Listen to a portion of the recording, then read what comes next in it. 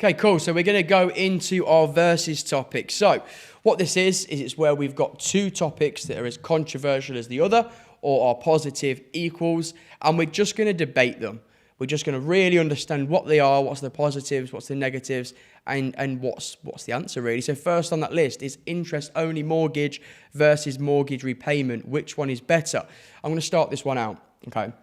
Both of them have got two different purposes. Now, if you're living in a house yourself, you might want a mortgage repayment. So what's a mortgage repayment? It's where you're paying off the interest and the principal loan at the same time.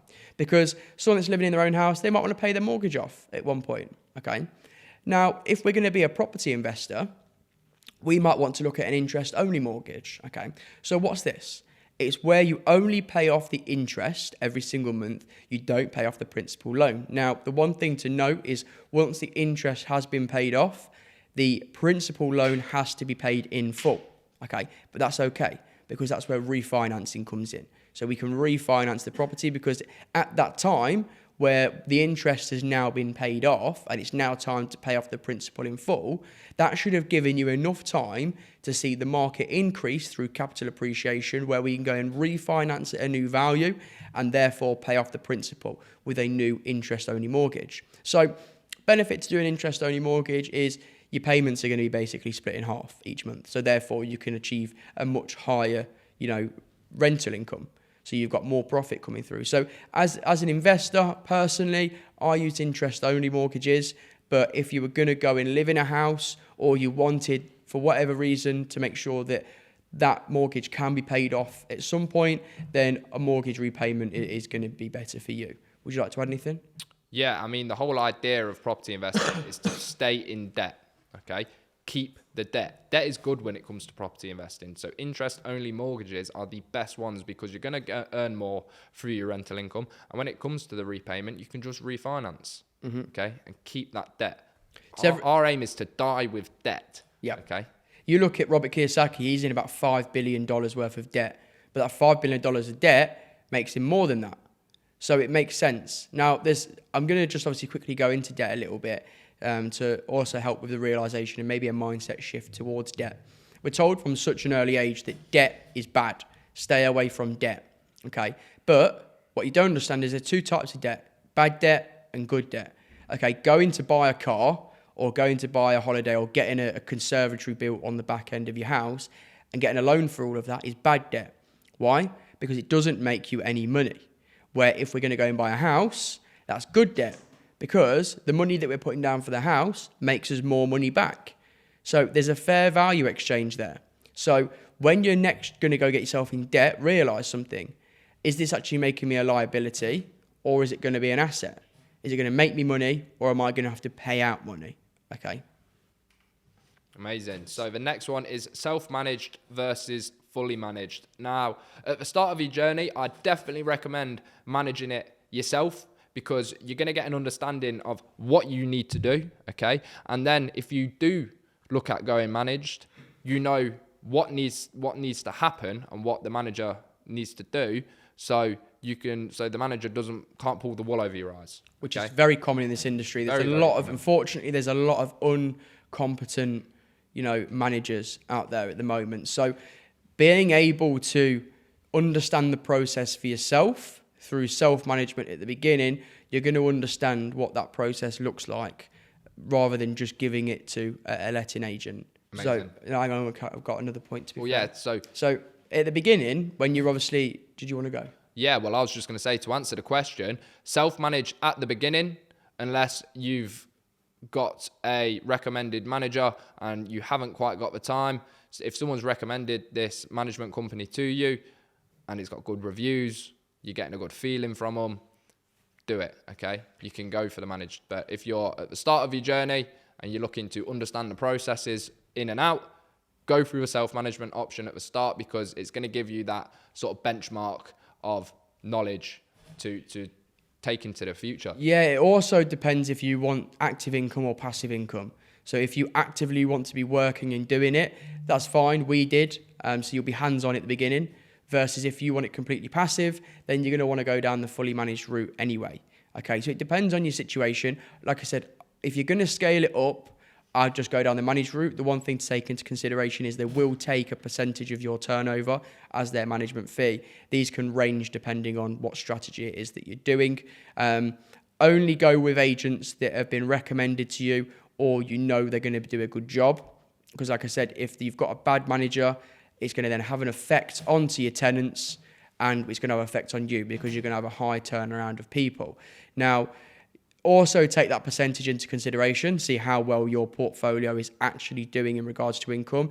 If you can't warrant giving that percentage to an agent, then you're going to have to go do it yourself.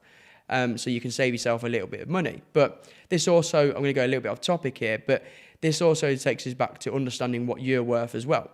So you need to be able to work out what your hourly rate is. And if doing that job, okay, is, payable by someone else or is, below your pay per hour, then make sure you don't do it because then you're bringing yourself down a little bit to go and do versus giving it to somebody else and you having that time back to go and improve your business. Another thing you can do is if you are self-managed at the beginning and you understand the process very, very well, then when you do start to grow, and rather than giving a percentage of each property, you can pay someone full-time to come in and manage it. So they can come in and do the management, deal with the communications, the issues, the rent collections, the viewings, the advertisement, that whole side of the business. And you might actually be saving yourself some money. But the key thing about that is if you've already self-managed at the beginning, you're going to know the process. You're going to know what it is that you need to do, what it is you don't do. So therefore, you can train someone up to be another version of you rather than going out on a limb trying to find, agents and, testing the waters and bouncing from company to company to company until you... Just add to that. So if you're doing rent to rent, I'd recommend self-managing, especially if you're doing HMO, because it's going to give you a great foundation of knowledge and you're going to be earning more money, okay? So if a HMO management company is taking 12%, that's going to eat into your profit unless you've got an absolute diamond of a deal. Don't get me wrong, serviced accommodation. We do know a lot of people that do rent to SA and rent to HMO that have got managers, but it all works back to the numbers. If it's viable to take on as a managed property and you want to do that, feel free to do it. However, if you're doing rent to rent, I'd highly, highly recommend self-managing. It's going to work out a lot better. You're going to learn all the skills. You're going to earn more money. It's definitely recommended to self-manage if you're doing HMO. If you're a busy business owner who's cash rich, time poor, and you're looking to build assets and add to your portfolio, look at getting a manager and look at scaling accordingly. Okay, finance versus own capital. Which option to go down? Okay. Personally, I use finance. As we've already mentioned earlier, debt in property is good. You want debt to be your friend, okay? As long as the deal stacks and you've assessed the risk of going down that route. Now, I wouldn't recommend going down a finance option for a flip because let's just say you go and bridge it, okay? You're going to have to pay that bridging back at the end and it's on a high interest, repayment. But what about if you can't sell it? Then the risk is there. Versus if you're going to go do a BRR and you wanted to bridge it for that, then that's fine because you've understood the risk assessment and that's paying it off via the refinancing at the end with a mortgage.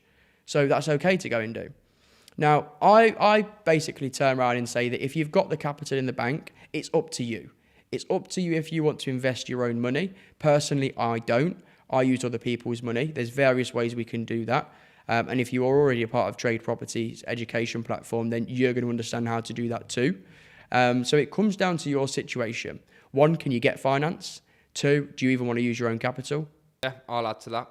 I completely agree with Tom, if I'm being totally honest.